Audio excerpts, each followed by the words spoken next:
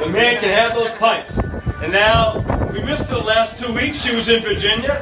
But the lovely and beautiful Christine Filati is back. And now let's have our Passion for Pets segment. Ladies and gentlemen, let's give it up for Christine Filati.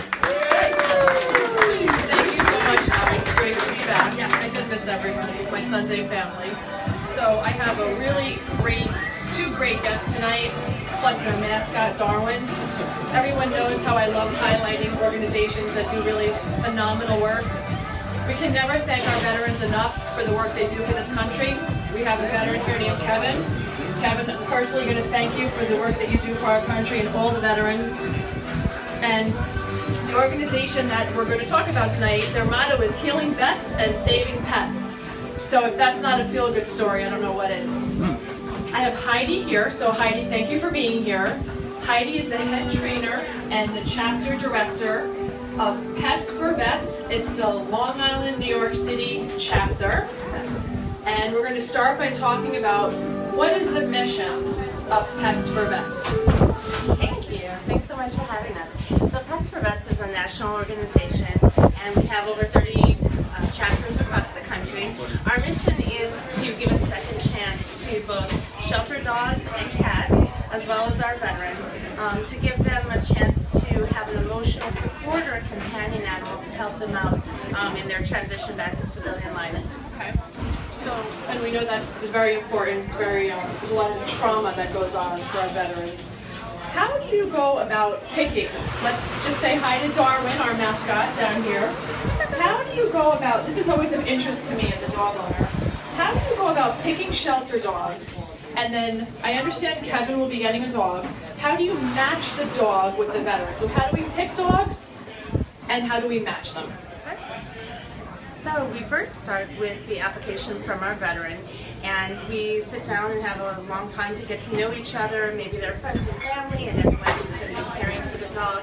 And we get a chance to know what their lifestyle is like, what their needs and wants are regarding their animal. And from there, we go out with all of our phenomenal shelter partners and rescue groups here in Long Island and New York City. And we start the process of meeting each and every dog.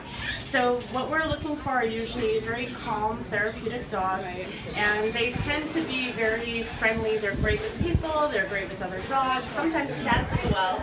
And we take them into our trainer's home or our foster's home and begin the training process for them. Okay, so now I see you brought some pictures. We have a few dogs here. Just tell us briefly a little bit about these dogs.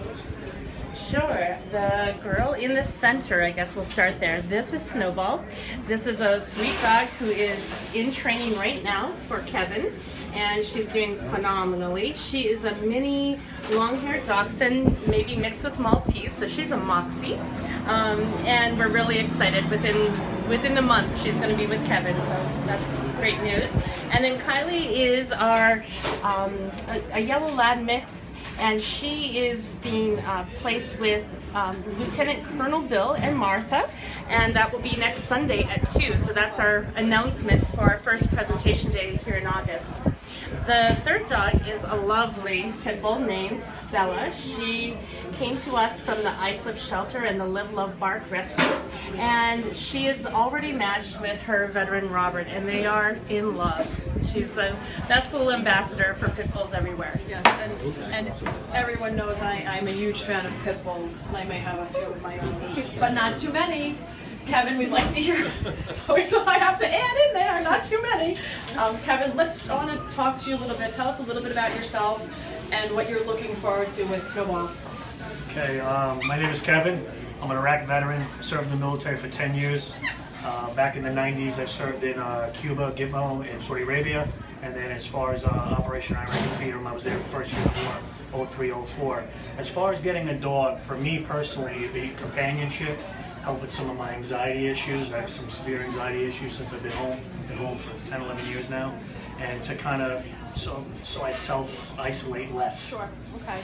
And I can relate to that because having dogs gets me out of the house, and so does the Halftime Howie radio show every Sunday. Just quickly, application process for, when they want to get a dog? Yes, they can go online to our national website. It's pets-for-vets.com, and there's a button over on the right side to apply, and the veterans just send in that initial application, and then we go ahead and get in touch with them right after, and we begin the process of getting to know each other and finding a sweet little dog like Snowball for them. How can people help your organization? Are there any things that people can do to help Pets for Vets, the Long Island, New York City chapter? Sure, we are always looking for volunteers. We're looking for people who want to be foster families for these great dogs and cats. We're looking for people who like to do fundraising, marketing. We're always looking for sponsors, people who like to do raffle baskets, and all those donations of even gently used and new items go to help our welcome package that goes together for the veteran and their dog. Excellent, great points there. I know you can always use some extra help. In closing, your contact information, where people can find you and how they can reach you. Perfect. Probably the best way is either that national website that I mentioned before. Mention it again. It's petsforvets.com. Okay.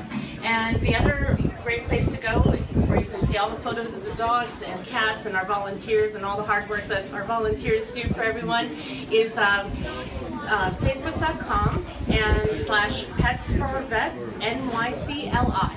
That's, yes, NYCLI. Thank you so much for the wonderful work you do. And I am your pet chef, Christine Filardi. For more information, contact me here at the Halftime Howie Radio Show. Thanks so much.